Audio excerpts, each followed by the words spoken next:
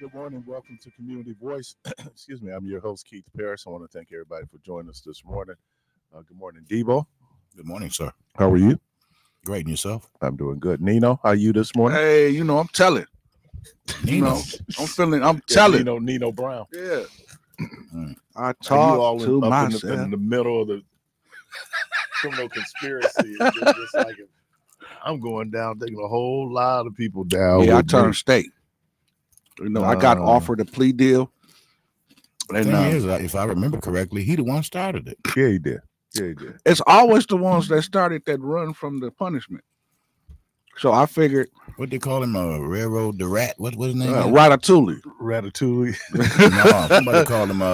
What's his other name they got from Streetcar the Rat? Oh yeah, Streetcar the Rat, Ratatouille, Splinter. I got You one cut for me you. off. Rat out. Yeah.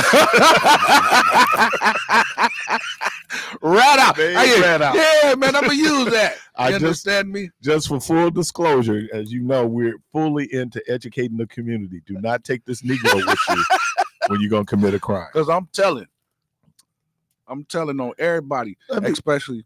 Let me start it off with this. Anybody see the girl that got bit by the dog out of Mayfair Mall? I did see that. What? What? You didn't see the video? No, wait. The And girl that got dog bit would by a not dog. let go. That dog would not let her go. Wait. Wait, hold on. She was Let's out go there to the fighting, first acting a place. fool, and that dog, that police dog. Oh, it was a police dog. Mhm. Oh, wait. So they sick the dog on the chick? The dog wouldn't let go. Wait, but this is the thing though. So police couldn't handle her that they had to send the Well, I canine. think they were trying to immediately break up the fight. So you send in the canine? So the K9 got involved. Officer- K9 was like, Officer "Say you what." K9. Officer K9 I'll tell got you what I involved. K9 said, "You gonna listen to me?" Yeah, it wouldn't let her go. But I, Rhonda, who works out at the mall, Mm. was saying that she had a fear that at some point that dog is gonna get somebody. Yeah. I guess they have the dog out there for weapons. The dog can smell weapons. And so Rhonda was saying she was concerned about it. And then she said, "Oh man." So I hadn't seen the video. Mm. And someone had posted the video, and you could hear people saying, they fighting. I am so sick of people who want to go to the mall Yeah. and fight at the mall. But you know what? Now that what I'm seeing in this whole social media era, these are meetup spots. Oh yeah. So they put it on, hey, well, meet me here or whatever if you're trying to crash out. So the And now whole this has been headline. going on for a minute Yeah. because I'm just one of my coworkers lost her daughter, Yeah. to that kind of, meet me here. But the fact one is girls, Yeah. which is saying a whole lot about, and and that's part of it, that because men and women are equal, we should not be surprised that girls would exhibit the same behavior as boys. Well, they doing the same thing that the social media boys are doing. So they seeing these beefs and they're beefing over social media. Yeah. I call them Twitter beefs. So they beefing over this, and then you say, well, let's all meet up here. So the girls will meet up here, but they calling their male friends because they male friends is coming and they videotaping it. So you got they male friends, and then you got the other party that's bringing their friends and they male friends, and then it just turned into a big. And just for crazy full thing. clarity, girls have been fighting since forever. Yeah. And shoot, some of the best fights I saw in school were girls. Yeah. Yeah. Like, so girls have been fighting, certainly teenage girls. They've been fighting, but excuse me, sorry about that. They've been fighting, but I don't know if the family is going to sue the mall. But do they got grounds to sue them all? Well, you can sue for anything, whether or not you win or not. The Right. question is, why wasn't Wauwatosa police called right away? And So where did the dog come from? the dog is part of the security detail out at the mall. So is it the mall security, or is that That was mall security. so the K9 is not even an official officer? I think the K9 works for the Very careful how you answer that. So you mean Deputy Dog? deputy dog actually worked. And if anyway, I'm trying not to be that guy. Where yeah, no, I'm just saying, but some things you kind of bring on yourself. Let's just be honest. Well, yeah. And had you not been fighting, you wouldn't have got bit. The dog wouldn't have been involved anyway. Now, it would have been another thing if you out there being loud in the mall and he releases the dog. I mean, that, now that's just for me. Now, other people say, well, he shouldn't have did the dog at all. And I'm saying the dog wouldn't have been involved had there not been a fight at all. But that is really a thin line, though, Keith, because that dog being released is only, when you're chasing a suspect. He wasn't released, though. He was still on the leash. Yeah, he was still on the leash. So how did he get over to the fight? The security guard took him over. So the security guard took him over there, close enough, man, that he was able to. Mm-hmm. I guess it stopped the fight. Well, yeah, that was going to stop the fight. It did. It stopped the fight. But the fact that, some people think that is perfectly cool to, was the 15-year-old kid who went out to the mall, shot up some folks out at the mall.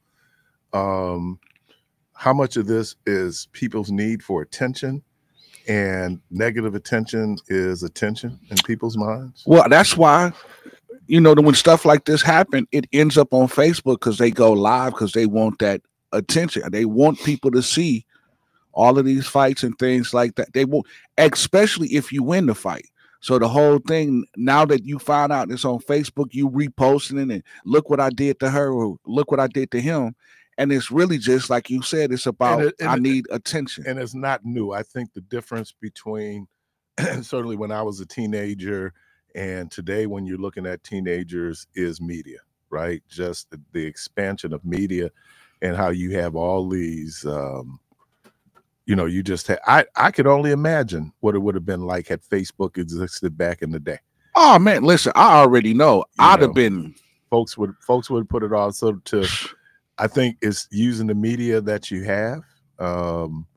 It is it's like stalking, and I think one of the things was Star 69 was hide the number. Yeah, you try to hide the number, and then what was it? Star 68, you could reverse it. What was it? 67, 68. Star 67.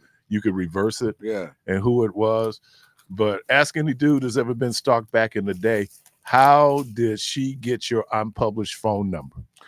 Well, this was the crazy part about it. Who does she know at the telephone company that she could get your unpublished number? Yeah. Caller, welcome to the program. Good morning. I had to take you off the speaker. What's happening, Keith? Hey, what up, George? I tuned a little bit late. What's going on? Oh, we were talking about the young lady that was bit by the security dog out at Mayfair Mall. When did it happen? Friday? Was it Friday? I'm thinking Friday. Yeah, Friday. Okay. Because I didn't go in the. Yeah, I didn't go in the mall on Saturday, but Brenda had to exchange something. That parking lot was full. Mm-hmm. I mean, wherever we drove, it was cars everywhere. And I was telling Brenda, Brenda, this is funny. How these people say they ain't got no money because of inflation. But I'm like, look, I mean, the streets was crowded all day. Wherever we went Saturday, the grocery stores, the mall. And I said, you ain't heard not one Republican talking about inflation or the price of gas since Macho Man didn't got in office. But yeah, I was just wondering what was happening because it was crowded at Mayfair Mall. On I don't really like going out to Mayfair. I don't like going to that movie. I don't go to that movie theater out there. I bet you I haven't watched a movie at that mall in over 30 years, maybe 20, 30 years. The only reason I go out there is because of Nick Cavani. If Nick Cavani's wasn't out there, I probably wouldn't even go out to Mayfair Mall. That's how much I think Mayfair that Mall. it is the issues with malls have been an issue going back to certainly when we were coming up, where the malls are natural gathering places for young people because basically it's a free space that you can get into. And part of because the issues out in Capitol Court had Northridge its share of problems. Right. Yeah. So let me ask you a question, Keith, because I didn't hang out. You hung out at the mall? Yeah, I used to go to Northridge Mall because I used to. Well, there's some stores that I went out there to. You went to go shop, right? But you didn't just go to hang out, right? Well, at that point, no, because I was like a young adult. I was in, Well, that's what I'm saying, Keith. We didn't do that. No. Because we didn't have malls like that. No. I mean, it wasn't until they really began to see the enclosed malls. Because remember, Capitol Court was an outdoor mall. It was like the first indoor mall. First indoor mall. Yeah, and with Capitol Court malls like that, and even like with the Grand and Bayshore, the whole narrative was for us young boys, we knew that that's where all of the girls hung out at. So you would go to the mall y'all because that right out, huh? Probably so, but they had arcades in the mall. They had like video games and things like that. So it was really set up for you to come to while the parents were shopping and for you to hang out there because they had rides and stuff like that for the kids to do. So it was a certain area in Capitol Court that everybody used to go to and hang out because it was the area. Capitol Court used to have an amusement park. It's called Funtown. Yeah. So it was the whole area to where everybody used to go and they would do and the hang holidays around Christmas. Yep, sure would. They had display. Yeah. But what I'm saying is that hanging out at the mall was a thing that teenagers still do today. Is one of those places that you just go and you hang out, and that's going back to probably the late 70s, early 80s has always been an issue. And look, it's not just Mayfair Mall; it's malls all over the country where anytime you have young people, regardless of race, those become the issues. That they're dealing. But who's the one that's clowning? But hey, Keith, let me ask you a question. You said something about girls fighting, and I ain't gonna say no. Let me do this, George. Can you call me back because I have Kaylin Hayward on. You can call me back. We'll pick this up after my interview with him. All right, I'll try my best. All right. Good morning. We have on the line with us State Representative Kaylin Hayward. Good morning, man. Good morning. Good morning. How you fellas doing? Doing good since the last time I saw you. Good stuff. Good stuff. Yeah. So we got an election coming up, huh? Yeah, we do. We do. I know folks are tired from the 24 elections and all the phone calls and texts, but yeah, we got an election coming up Tuesday that I think is equally as important. So why is this election so important? We always hear that every election is the most existential election, but why is this election, particularly for state Supreme Court and DPI, so important? Yeah. I think at this point, every election is, I think when we say this, the most important election ever, I think every election at this point is at the same level of importance. But for this race, I think it's important that folks turn out and vote. The state Supreme Court race, when a judge or a candidate is elected to the state Supreme Court, they serve on the Supreme Court for 10 years. So that is for the next decade. They don't have to campaign again. They have to ask for the vote again. They are in that seat for the next 10 years. So I think that for me, that alone, that tenure on a bench is important. For a long time, we have had Wisconsin had a conservative majority on the Supreme Court here in Wisconsin. And we had a Supreme Court that almost rubber stamped some of the crazy, radical Republican policies. But I think right now, in the climate we're in as a country, folks are seeing what's happening nationally since the new administration took over in January. And there's no secret that Republicans control the White House, the House of Representatives and Congress, and the U.S. Senate. And the only way to push back against some of the crazy things that are happening around the country are the courts, and they know that. The courts are we've been winning the battles and some of the fights to undo some of the harmful policies or executive orders that have been happening. And here in Wisconsin, it's the same thing. We now have a Supreme Court that actually is independent and actually looks at the policy and makes decisions based off how the policy is drafted and what the legislative intent was. So I think this race is important. We talk about the two candidates. We got Susan Crawford, who's a seasoned, experienced judge and prosecutor who has shown she will do the work and be independent and really uphold the rule of law. We also have Brad Schimel, who's had a chance to show us what he would do as a judge and as a justice, and he will rubber stamp with Donald Trump's agenda. He's already said that once. A few weeks back, he was in the news saying that Donald Trump needs a partner in Wisconsin, and he looks forward to being Donald Trump's partner. I don't need a Supreme Court justice that looks forward to being any politician's partner and doing anything. They're supposed to be independent. So I think it's super important that folks realize that there is so much on the line, and we see what's happening around the country. We see some things that are happening, crazy things that are happening in other states, and we read the articles and we think that that can't be us. No, if this Supreme Court race happens and the wrong candidate wins, we can be those other states.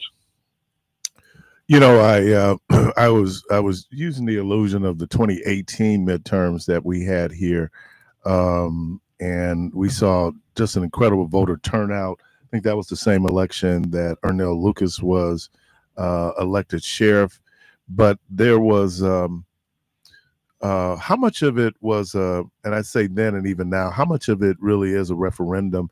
Because we're hearing more and more of the ads on both sides really talking about either being for Donald Trump or against Donald Trump. How much of this election really is a referendum on Trump and the Trump agenda? I think this election is about what happens with the Trump agenda. I think that when Donald Trump campaigned last fall, he swore up and down he had nothing to do with Project 2020, Project 2025. He never seen it, wasn't going to do it, but as he's been in office, he has literally been going, in my opinion, going page by page of what the book said and executing the plan.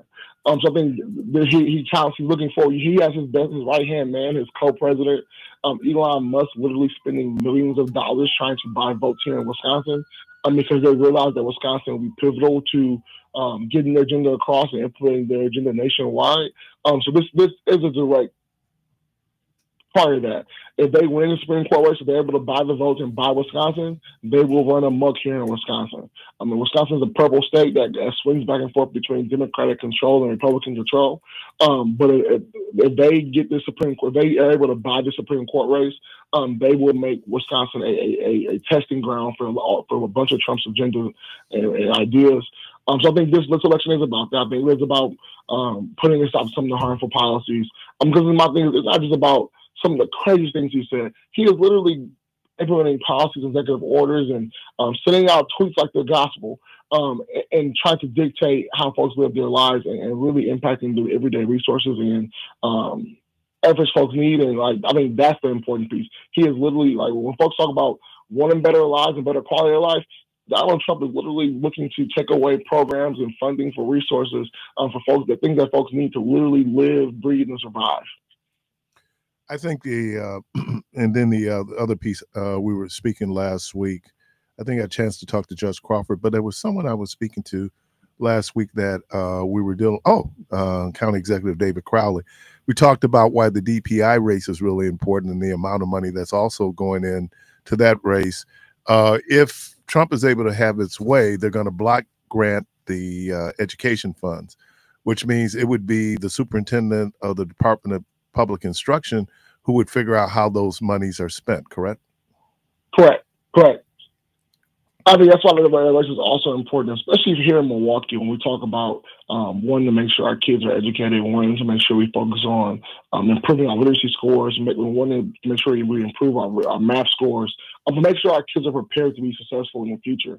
We need a superintendent that is willing to continue that fight. It's not an easy fight. It's definitely a lot of work that needs to be done, both on a state level, federal level, and a local level. But we need someone who's going to support that fight. Right now, the Trump administration is talking about dismantling the Department of Education federally, and there are clear attacks on education.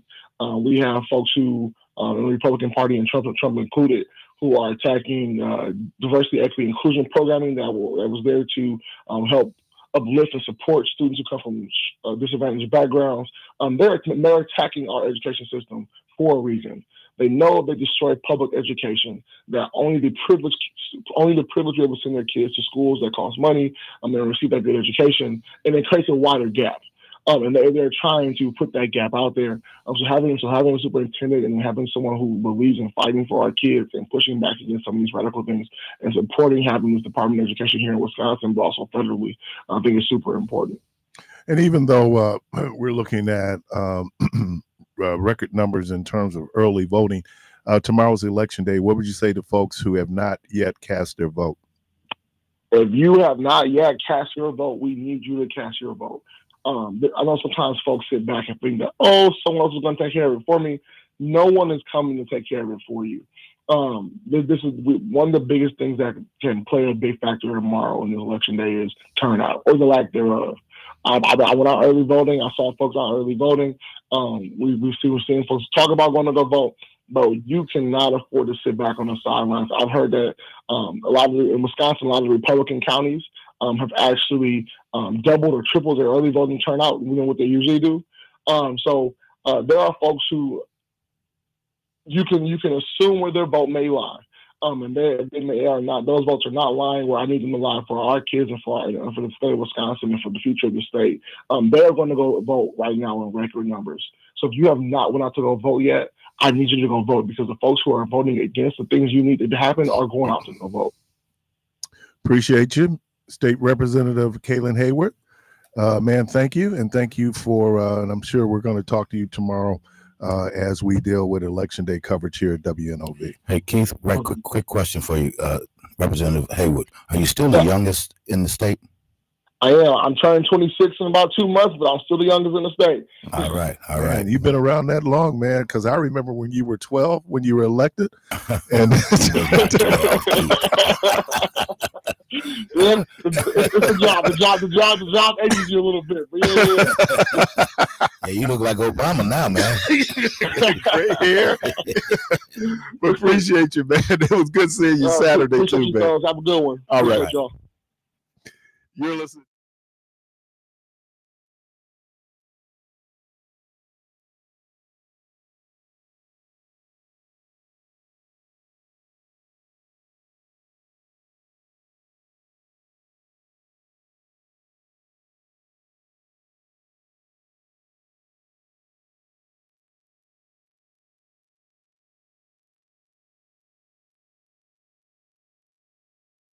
Donald Trump is out of control, stopping payments for healthcare and food for hungry kids, eliminating the Department of Education, and letting Elon Musk access your most private information.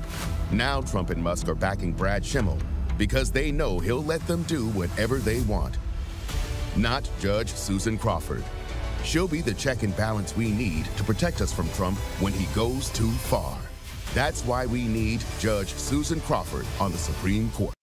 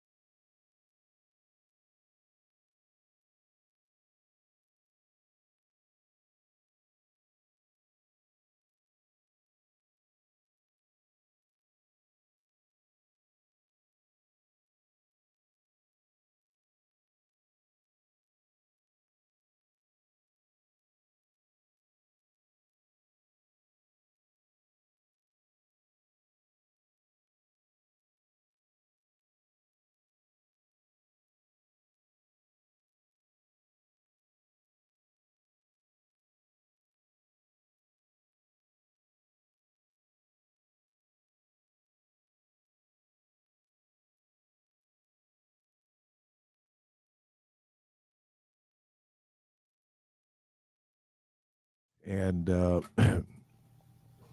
man, we gotta do a promo for it too. NIL and how that's impacting the transfer portal. Marquette had no players that was taken from the transfer portal. All those guys are pretty much homegrown in terms of being part of the program. But it really is, and you're seeing it now. And this is why Texas men's basketball can't keep a coach. You know, Shaka Smart was there. Yeah. The guy that came in after him has just been fired because the SEC, which was also always known as a football conference, is now a major basketball conference. Because I'm trying to think, they have, let's see, Florida, Auburn. Who's the Final Four? Florida, Auburn, Duke, ACC, and Houston. So you have two SEC teams that's competing for the national championship in the Final Four. I'm trying to think for the women. You have, let's see, South Carolina. Is USC still there? USC is Big Ten. Who else have? LSU. No, LSU lost. South Carolina. UCLA is Big Ten. Yeah, UCLA Big Ten. Yeah. And then who's the final? UConn. UConn, which is Big East. Yeah. But you can see that SEC, man, is really becoming a basketball conference also with a football conference.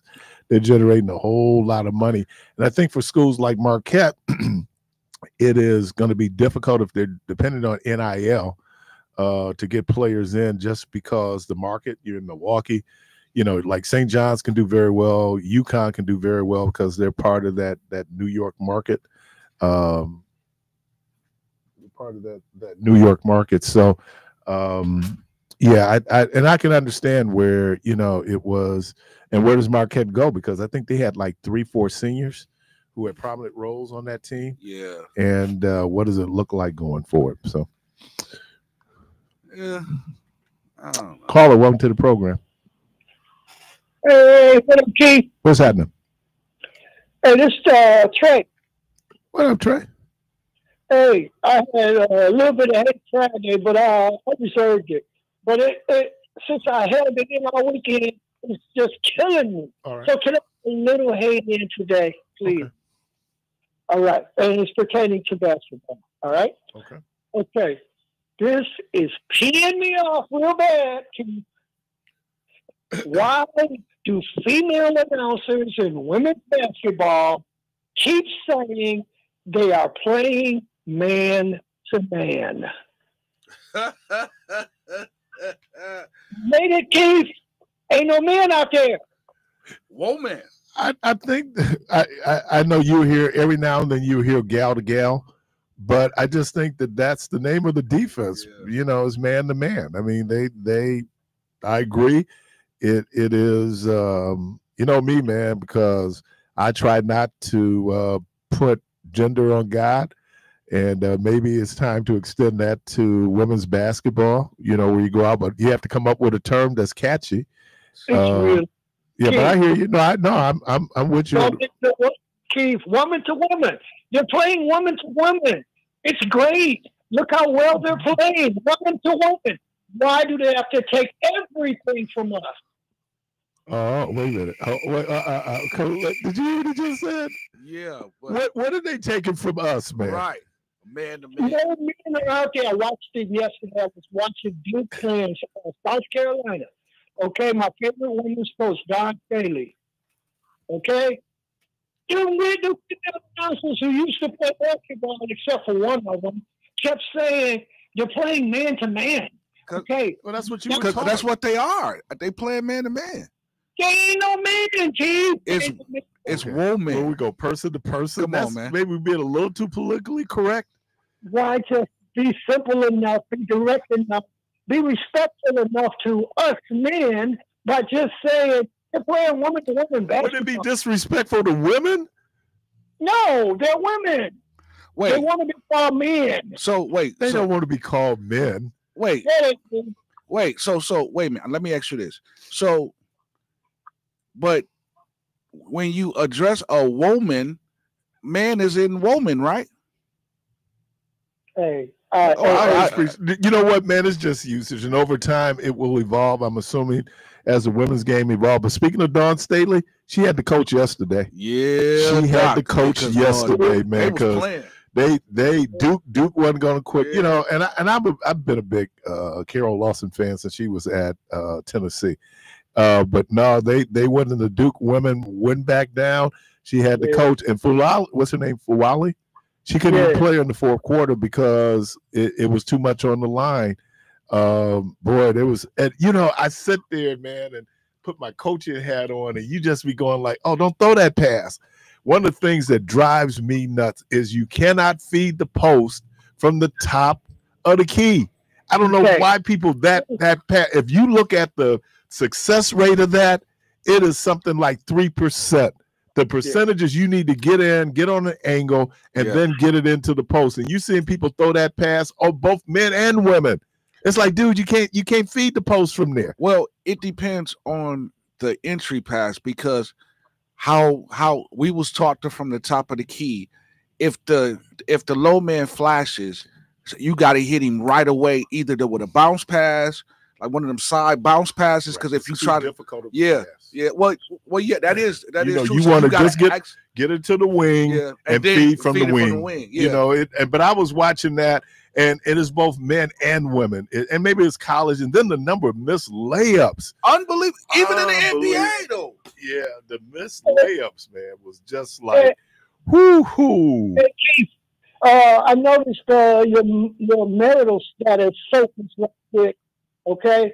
Because all right, I don't know what your problem is, bro. Okay, why you let Chief switch the subject over to passing balls to the post, away from these women who because I'm trying to get you from stop digging the hole. Damn, man, I'm trying to help you out here. You just keep going. You just dig deep. Come on, man, you're not gonna win this one. Stop it, women. Call women what they are. Women to women defense, not man to man, because there are no men out there. All right. Okay. Right. Point taken, man. Man, that cat must have woke up with his arms folded. I wonder, is he married? But I mean, to even have that conversation of why are they saying they playing man-to-man defense? That's just the verbiage that's used because that's just what it is. That's like playing 2-3 zone or playing 3-2 zone. Men and women, they playing zone. It's a zone. So to just get caught up in the word, you hear that and go like, "Oh, well, they're girls," but speaking of girls, there's this sister playing. I saw her play. There's this high school, must be AAU tournament. Yeah, she have a triple double. Yeah, her name's Jackson. I think that's one that had a triple double, right? With the thick leg. That girl, she's next level, man. Yeah, already. She's next level. She's in high school. Yeah. Oh man. Yeah. So, but no, I Dawn Staley had the coach because, and she had said it, what was it, Friday night? She said she has to figure out because, you know, their bench outscores the starters. And that's crazy. But Wally couldn't play. What's the little girl Johnson couldn't play. And then you could see why. Now, I think she stays with Kitts because Kitts is a senior, but there were some times out there, man, I was kind of going like, I think you might need to sit her. And because they don't have that size in the middle, UCLA is going to be tough to beat.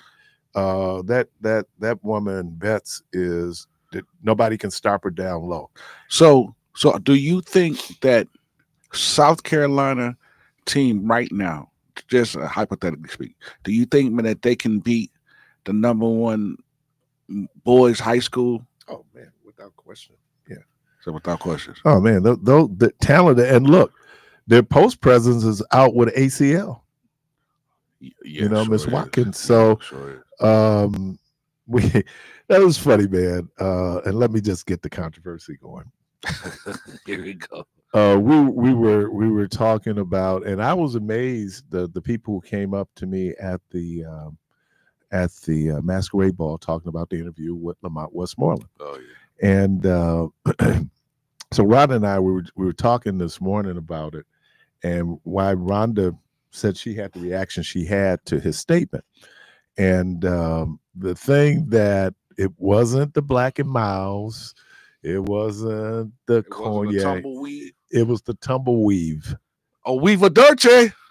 And I said, you know what? I am so frustrated with this whole idea of black people and hair. Man. Black people and hair.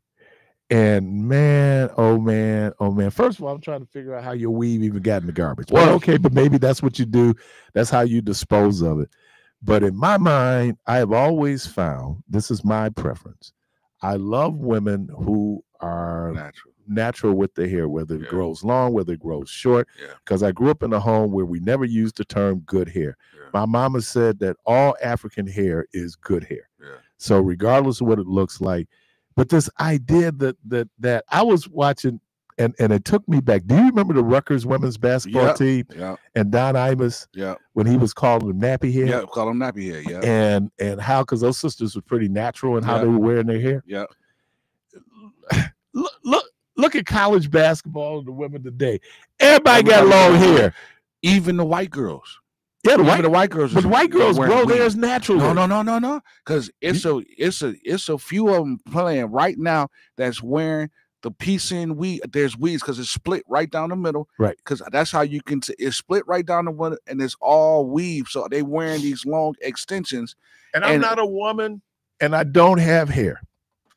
I'm not a woman, and I don't have hair.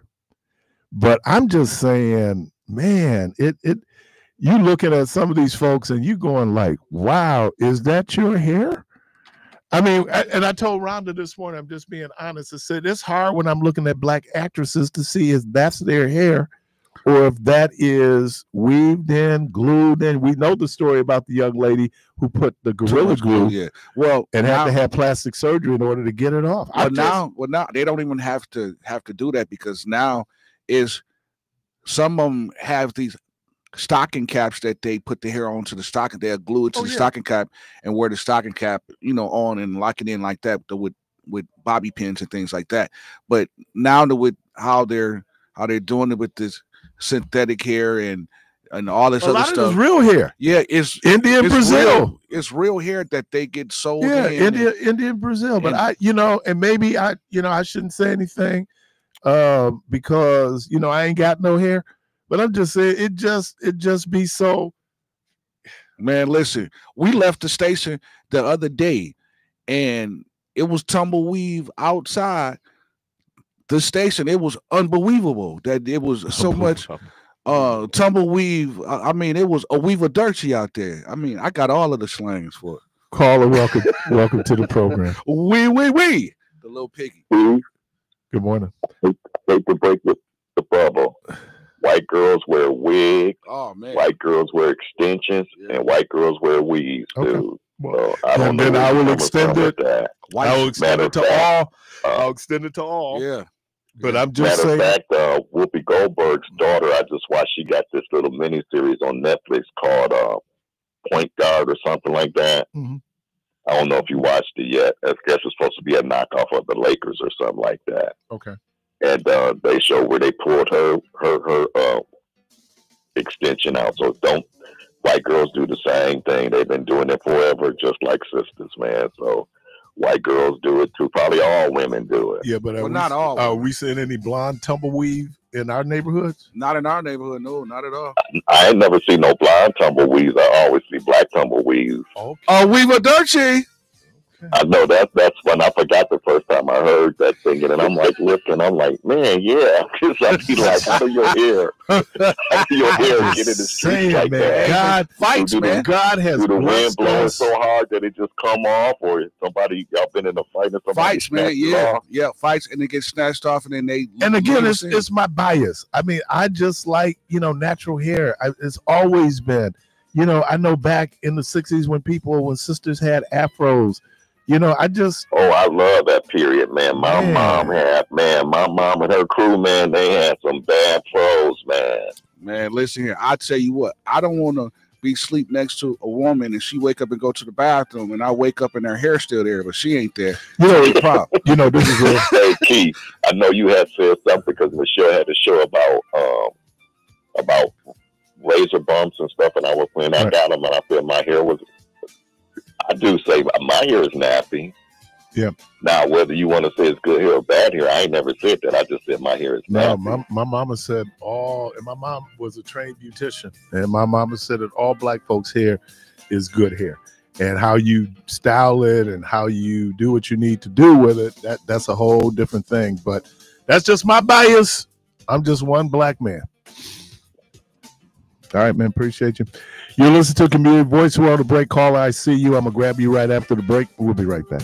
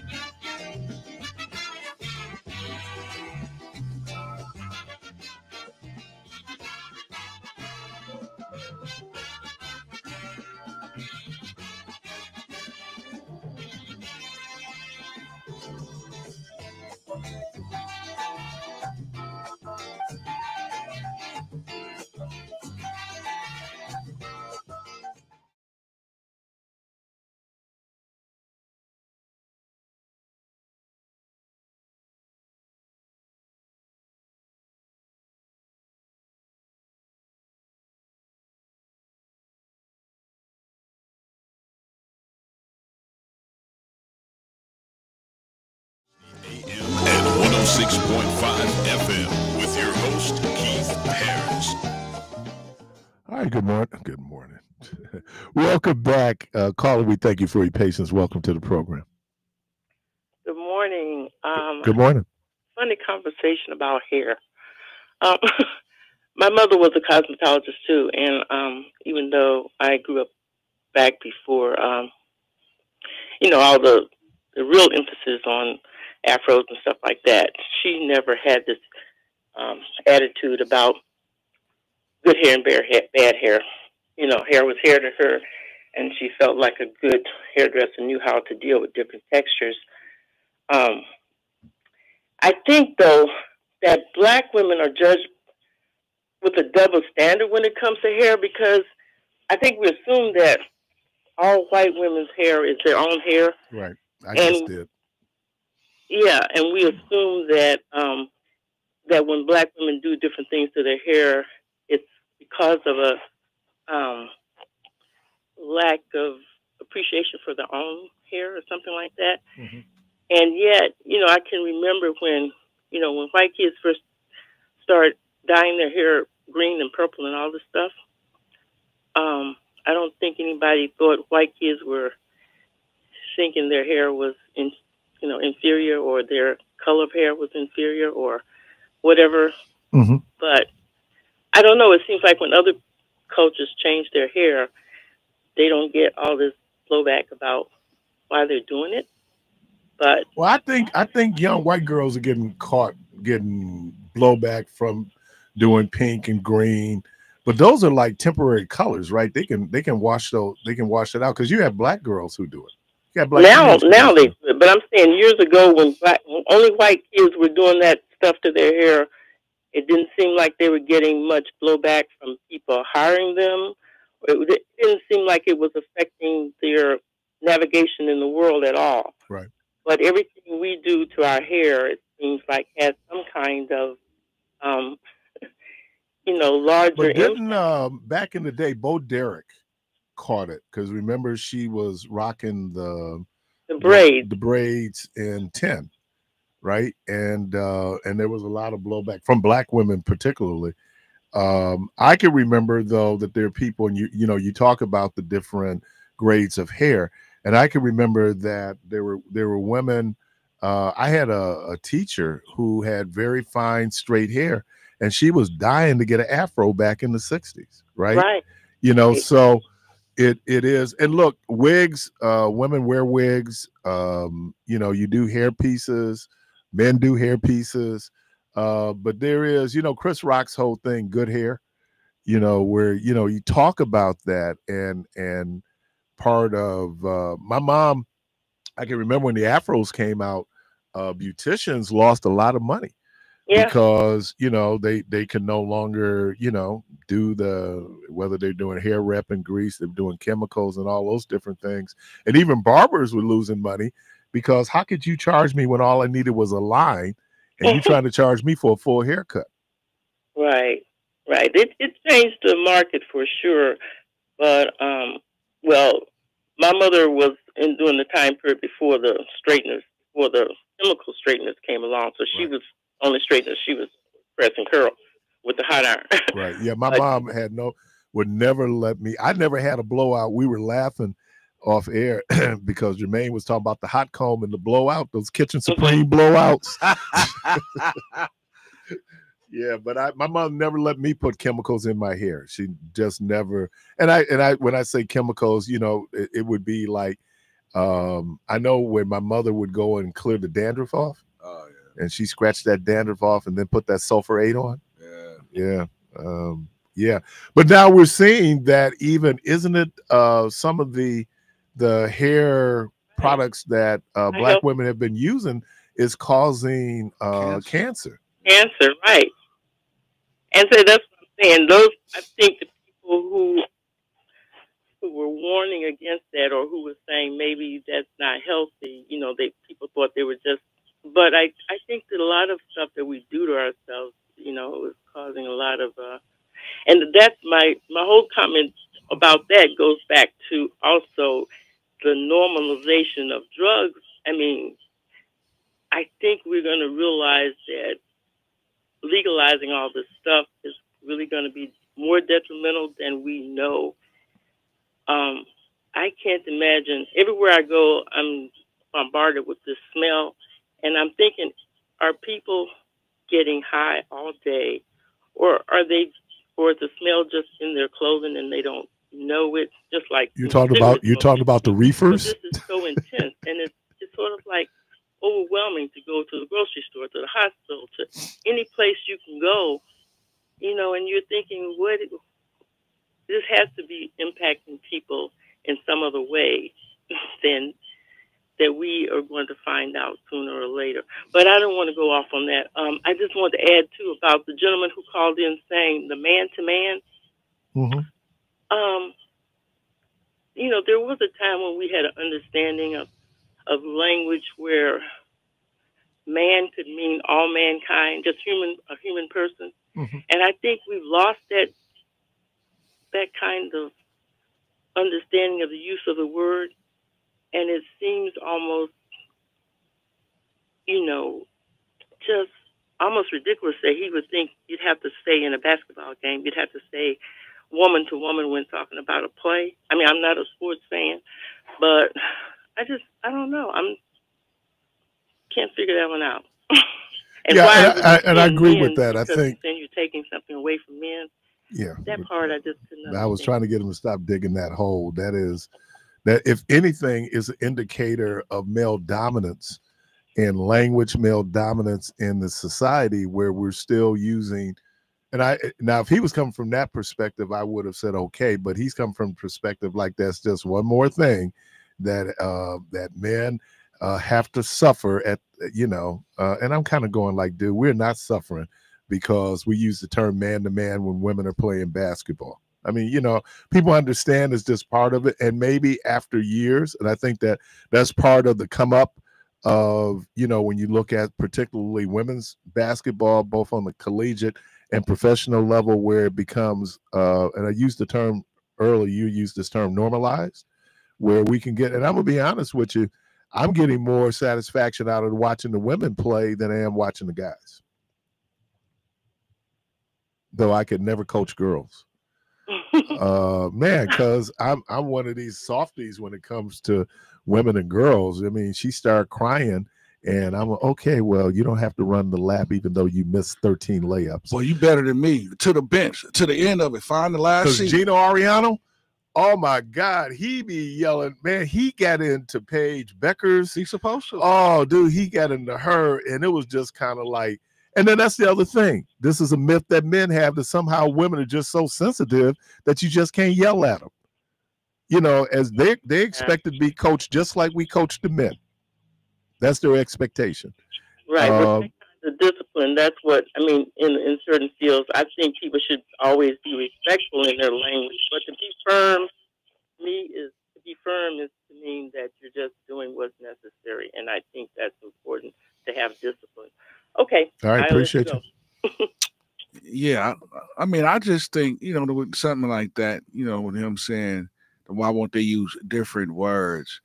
It's really a long stretch. It's like you fishing, you know, just trying to find some reason to be mad at the women saying man to man or using them terms when you're talking about a sport that's the terminology for the particular play.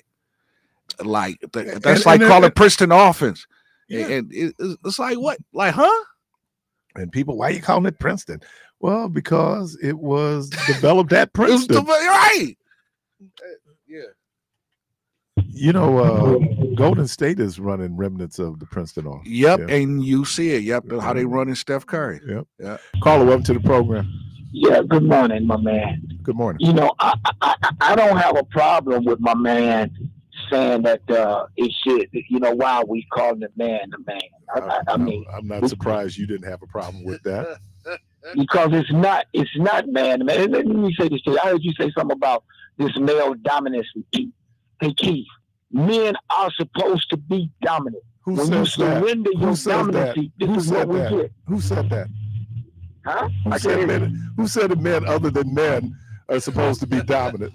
Well, I tell you what, just look at all living species, and you'll see where men hold down mostly. I mean, the man is dominant, man. God gave the man masculinity, strength, muscles, physical dominancy. Now the woman has something else. She has flattering ways to maneuver a man, to persuade a man. She can survive in the wild without a man because she has adopted, and God has given us, sort of a sixth sense to survive. So when you look at a lion's pride, you know, which would be the gathering of lions, who does the hunting gathering? The male or the female? What do you mean? Who goes out to get the food?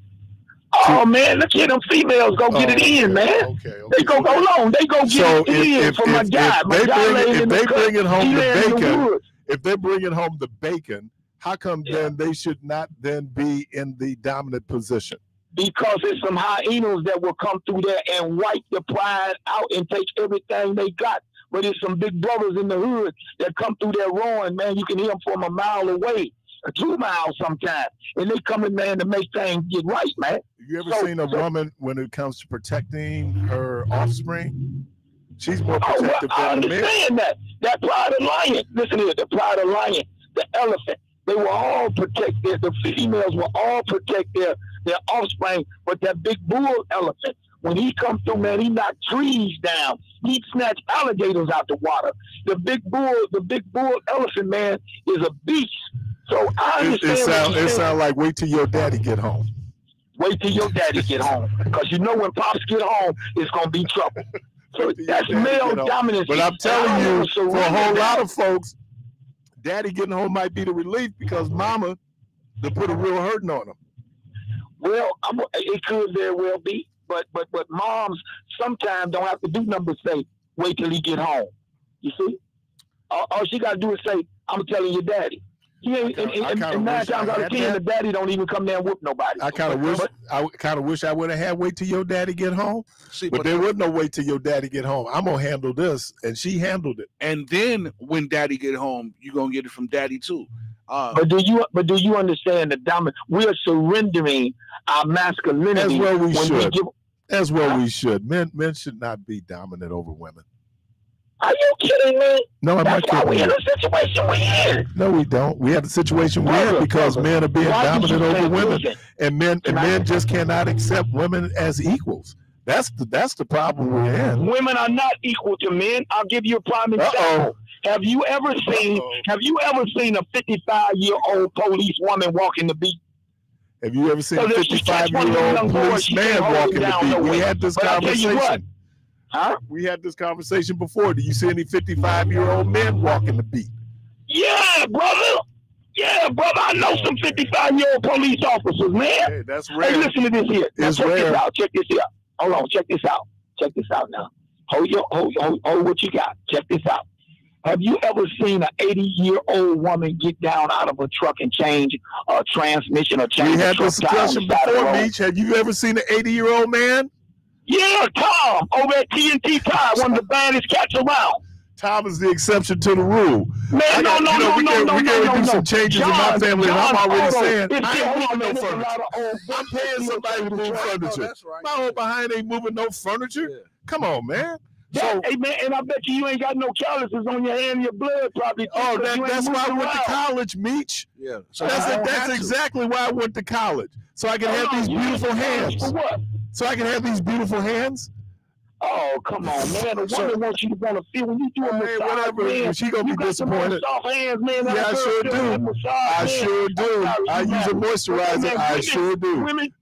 Women don't want no. Women want to, and then look here, go ahead and give a little massage and be real soft with that girl. Then let a real man come grab her and crack her back a little bit. She coming back my way. She coming back my way. So she coming back my way.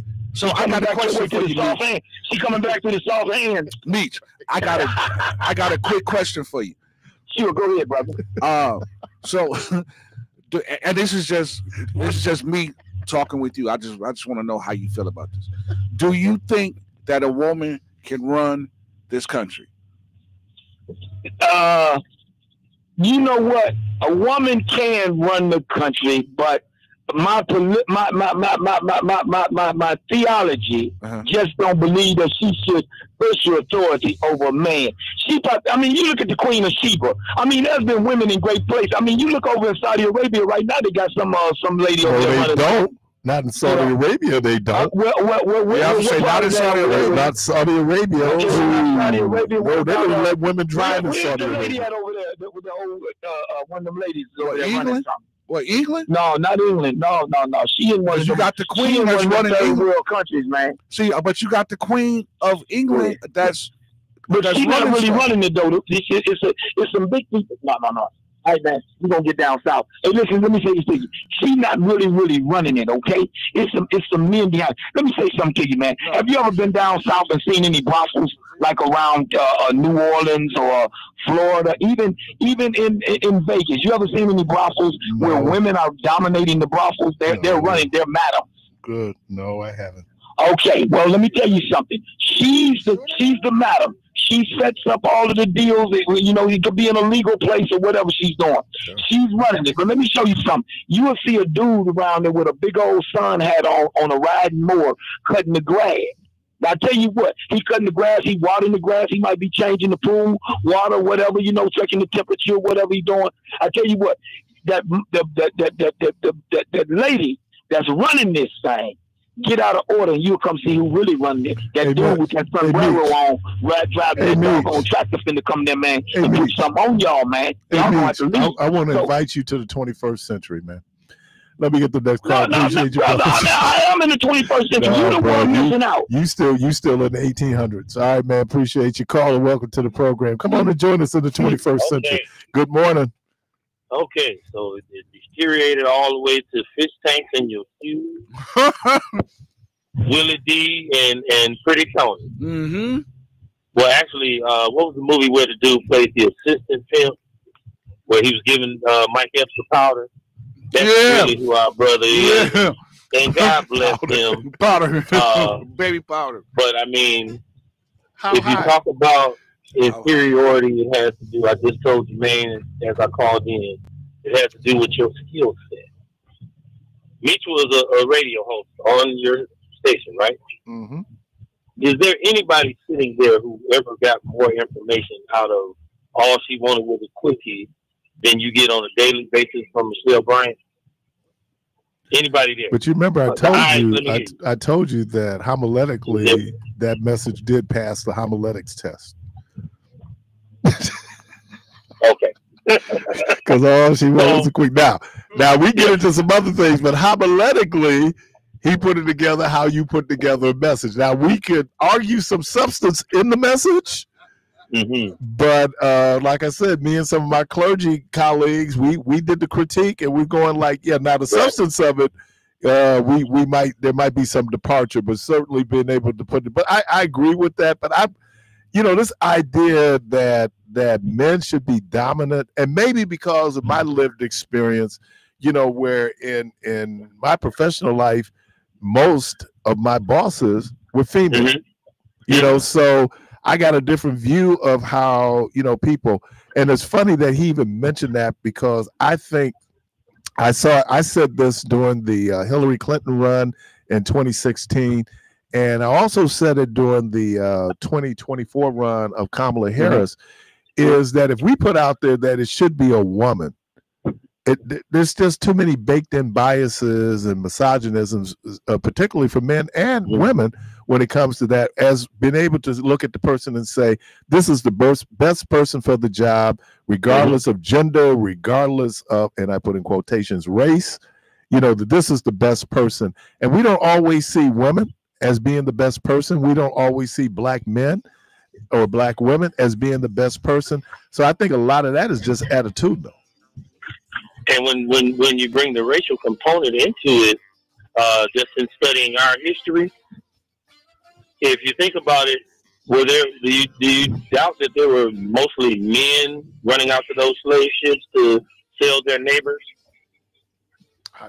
I couldn't answer that. I mean, do you think? I mean, if you had to guess, do you think the majority of the people who sold us into bondage were men or women? Oh, men.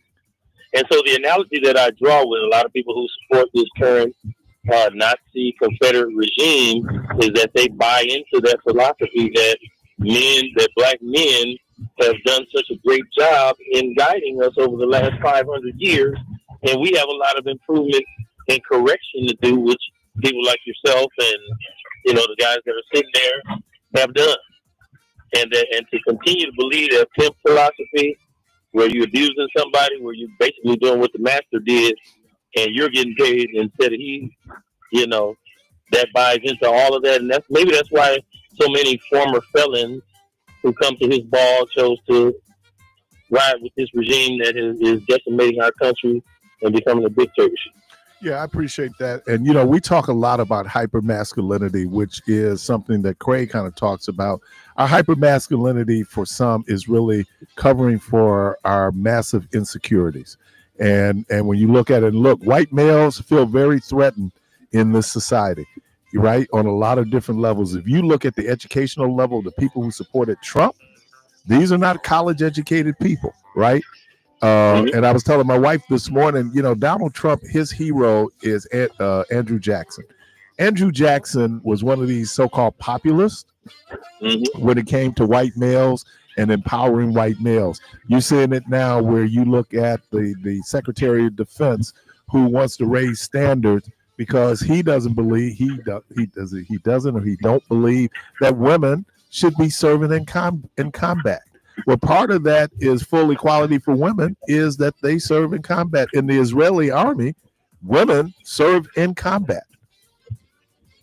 So, didn't go to my ear pick up a gun herself? Had to. When they stole that country? Right. Exactly. Okay. Appreciate you, man. Oh, man, you kind of cut him off. Oh, no, you good. You're all right. Hey, you listen to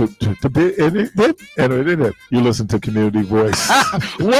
Dude, you sound like Porky Pig. Like, that's all. You know, it was so funny yesterday. His sister got oh man, she rocked the house, and she was Kojic.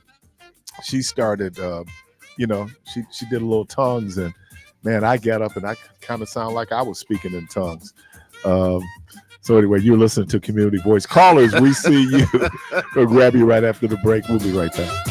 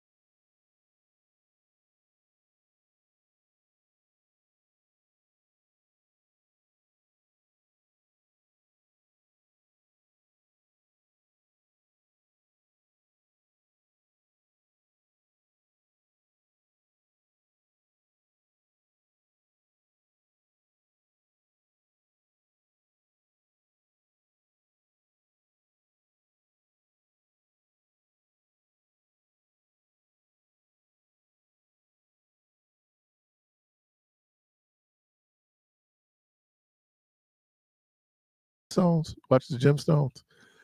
Oh my God. That is some crazy. Oh man, it's on HBO. Carla, welcome to the program. Hey Keith, good morning to you. Good morning. It's Mr. White. Hey, Mr. White.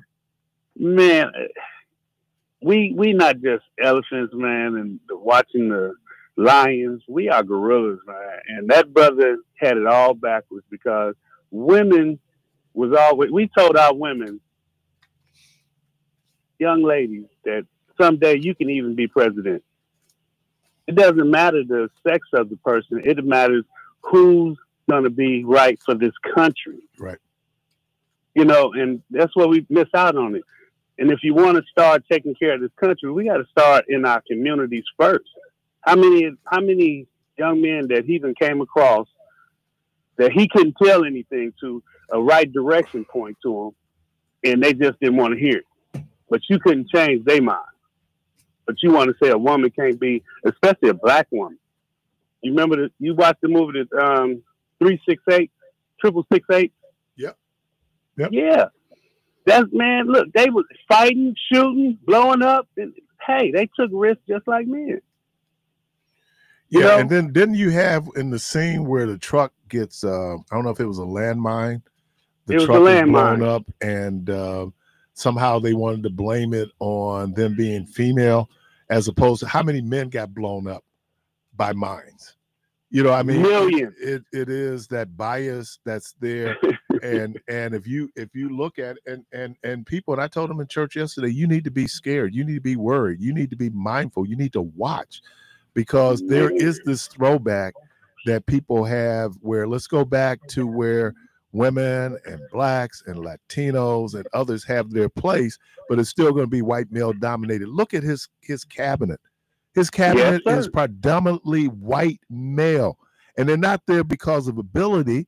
They're there because of loyalty. And so if people don't think it's going to catch up with us, the fact that you would do a conversation about a pending attack that you're going to do, and you do it on a system that is easily compromised, it shows that you don't have the most competent people there. You have people there because of loyalty first and competency second.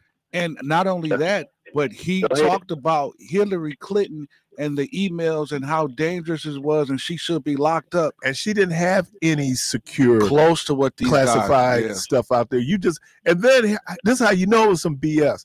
Then you lie about it. Yeah, say I didn't know nothing about it. I wouldn't.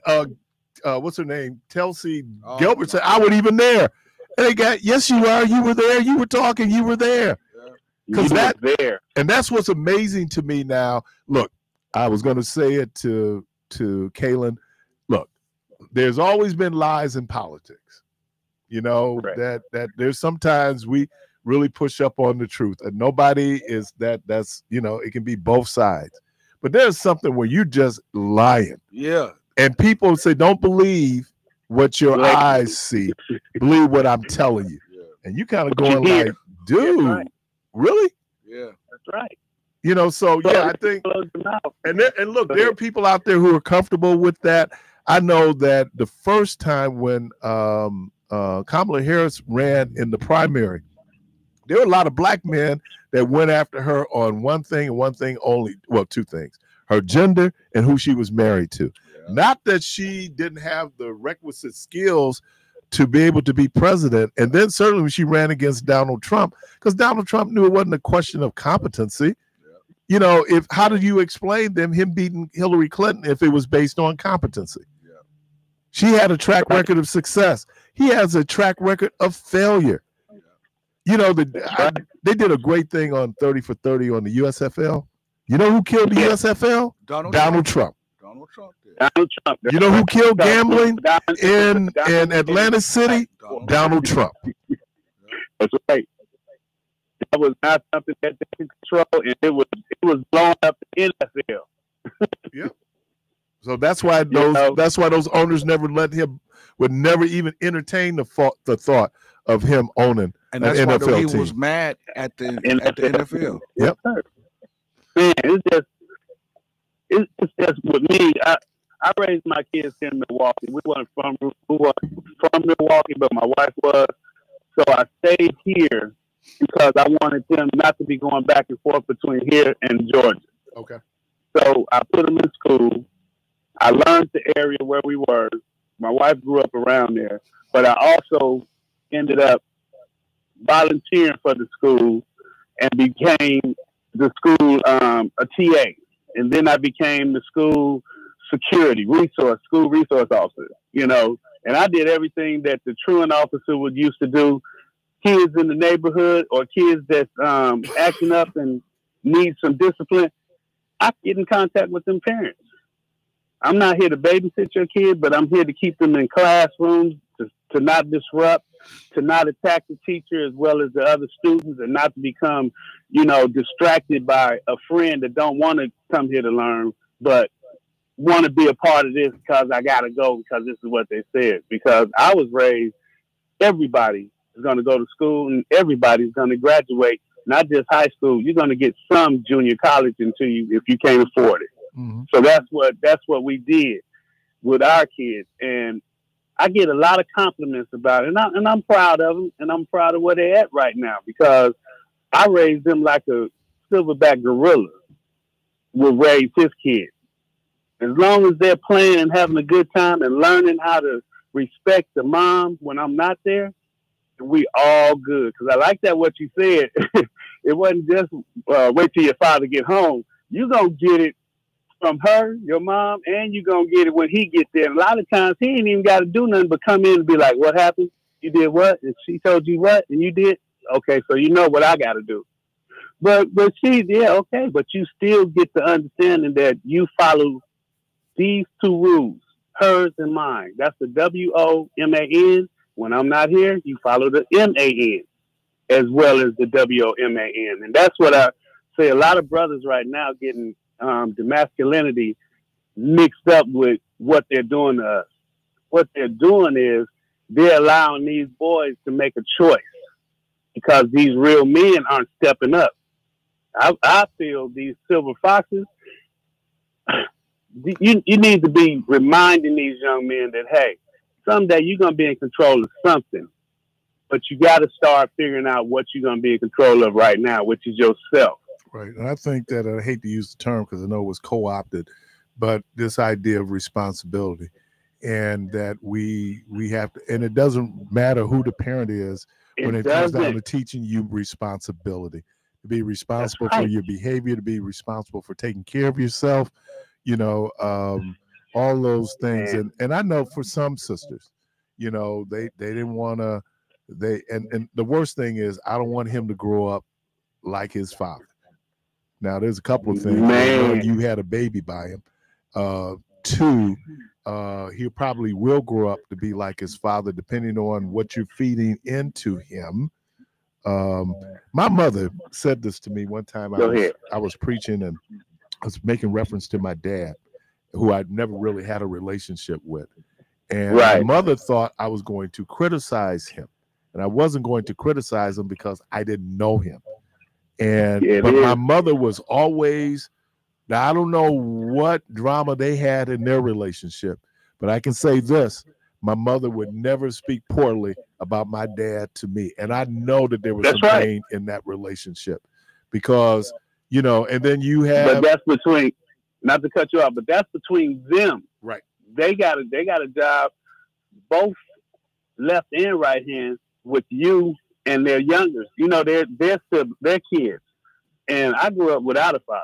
You know what I'm saying? But father absent. And I learned from men that were 30, 40 years older than me because of my uncles and their friends. And they taught me. But you know where I was most of the time? With my grandmother. And I didn't have a grandfather there. Mm-hmm. You know, so I learned how you're supposed to treat a woman if you want to keep a woman. I learned how to respect her views, and because they're hers. She, you know, hey, she could be what she want to be and do what she want to do and say what she want to say. But we both have to be on the same agreements when it comes to disciplining the kids, educating the kids, and protecting the kids. Because when I'm not there, you are the sole protector. And if they can't follow your lead, then we all have a problem and we have to come. We used to have meetings. Okay, he done did something in school, so your uncle's going to get you and your auntie's going to get you. But if you don't say nothing to these kids now, that's exactly what they want. But I done met a lot of kids in Milwaukee that are begging for real strong men and women to speak to them, not just tell them how to fix their hair and how to dress, how to put their makeup on and how to carry themselves when you're out in the club, when you get old enough. No. You know, I worked at the Boys and Girls Club, man. I had so many kids and they done grew up now. I see them now, they armed guards. And I'm like, and that used to be the baddest girl or the boy that in the school, then they gave him a gun.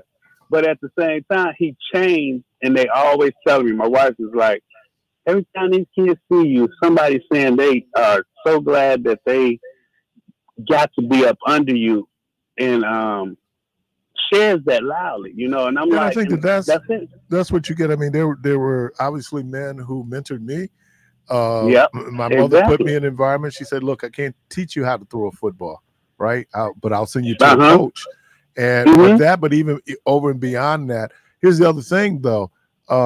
It also engendered in me a certain attraction to then strong women, and that my expectation is that she should be strong. And I do not look at women as being inferior to me, not that I'm all that powerful. But I'm just saying, so for me, but a lot of that is what my lived experience was. I had dudes call me, talking about how our boys are being feminized. I don't know if our boys are being any more feminized than you're trying to justify that the problem that we're having with our males partially is that we have some father absent homes. But you can have fathers in the home who shouldn't be in the crib. That's real talk. I'm just saying we have women who should not be mothers. I'm clear on that. Yes. All right, man. Appreciate you. Look at this last No, caller. appreciate you, man. Thanks for taking the call. No Keep problem, doing what man. you're doing, brother. Yes. Caller, welcome to the program. Good morning. Good morning. After 23 minutes and 45 seconds, sir. I'm not going to respond. What's on your mind? Good morning. Good morning. Yeah, I have a comment on this chauvinistic approach to all of that, what the gentleman was saying 2 conversations ago. I had to go look it up, the word again, so I could make sure that's the approach that he took about women being empowered. So if he doesn't think a woman can stand, why have we got so many aldermen, congresswomen, and all the rest of it? Maybe one didn't become president because of whatever was happening in the polling places. But my thing about that negative attitude about women, I think the gentleman forgot about who was in the birth area with his mother while he was getting delivered, was between God and the mama in there getting them delivered, and he should have been appreciative. His mother took a responsibility for him as a whole, and he should be centered around the fact that she has been the matriarch and everything else in a household or anything else that she has been doing in life, whether she took on a job or she was the head of the household. So I kind of strongly believe that people need to and this thing about what you should be called in sports, I'm taking a front seat to that. I respect what people say, but I'm not agreeing with any of it. Remember where you came from before you open your mouth about a woman. Remember, you got a mother. So that's my story today. All right, then. Caller, welcome to the program. Good morning. Good morning. How you doing, Keith? I'm doing well. This is Angela. Hey, Angela. Well, my comment is a woman can do whatever she put her mind to doing because we're strong. And we can stand anything that's just out to us, those that got a backbone. Because like me, my granddaughter, I give my grandkids and my niece and nephew nicknames. I nickname one of my granddaughters the First Lady because she can be. The First Lady to the President, the First Lady to a church preacher or whatever. You know what I'm saying? But that man with that chauvinistic mind, a woman can do whatever she want to do. She ain't got to necessarily keep laying on her back to make a point. He got here through a woman. He should be thankful she even kept him. And with that, that's all I got to say. All right. Appreciate you.